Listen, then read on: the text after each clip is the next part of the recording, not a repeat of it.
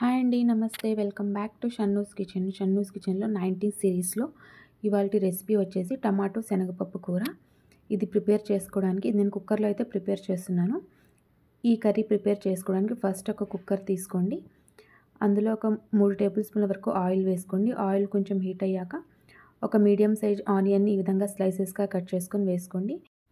ఈ ఆనియన్స్ మంచి golden colour వచ్చేంత వరకు ఫ్రై చేసుకోండి. ఈ విధంగా గోల్డెన్ కలర్ వచ్చిన తర్వాత ఇప్పుడు ఇందులో ఒక హాఫ్ టీ స్పూన్ వరకు అల్లం వెల్లుల్లి పేస్ట్ వేసుకోండి. అల్లం వెల్లుల్లి పేస్ట్ కూడా పచ్చివాసన పోయేంత వరకు ఫ్రై చేసుకోండి. ఈ అల్లం వెల్లుల్లి పేస్ట్ బాగా వేగిన తర్వాత ఇప్పుడు ఇందులో ఒక 3 టమాటాలని సన్నగా కట్ చేసుకొని వేసుకోవాలి. 2 పచ్చిమిర్చిని కూడా వేసుకొని టమాటాలు కొంచెం మగ్గేంత వరకు ఉడికించుకోవాలి. ఇప్పుడు ఇందులో కొంచెం పసుపు వేసుకోండి. రుచికి సరిపడా ఉప్పు వేసుకోండి. రుచికి సరిపడా కారం వేసుకోండి. ఇందులో ఒక half teaspoon garam masala కూడా వేసుకోండి. టేస్ట్ బాగుంటుంది. ఇప్పుడు వీటన్నిటిని బాగా కలుపుకొని ఈ టమాటా ముక్కలు అనేవి కొంచెం మెత్తగా స్మాష్ అయ్యేంత వరకు ఉడికించుకోవాలి.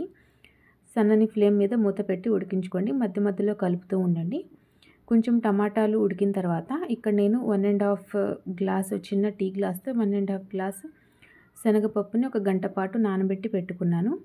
ఆ నానబెట్టిన శనగపప్పుని వేసేసుకోవాలి.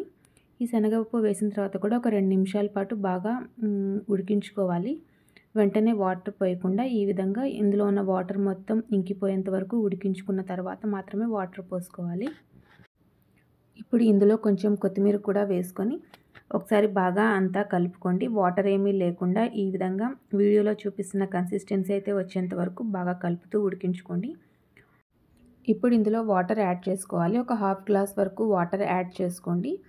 ఈ విధంగా యాడ్ చేసుకున్న తర్వాత కుక్కర్ మూత పెట్టి ఒక 3 విజిల్స్ వచ్చేంత వరకు ఉడికించుకోండి. హై ఫ్లేమ్ మీద 3 విజిల్స్ రానివ్వాలి.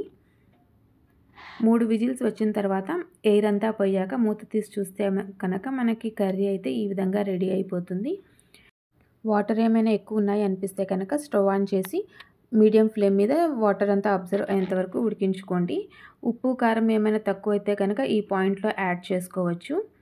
వీడియోలో చూపిస్తున్నట్టుగా ఈ శనగపప్పు అనేది ఈ విధంగా ఉడికిపోవాలి. అప్పుడే మనకి కర్రీ అనేది టేస్ట్ బాగుంటుంది. ఇదండి సింపుల్ 90s రెసిపీ టమాటో శనగపప్పు కూర. ఇంకా ఫైనల్గా కొంచెం కొత్తిమీర యాడ్ చేసుకోండి. అదేవిధంగా మరీ ఎక్కువగా వాటర్ ఉండకూడదు. వాటర్ ఏమీ లేకుండా మన కన్సిస్టెన్సీ అడ్జస్ట్ చేసుకోండి.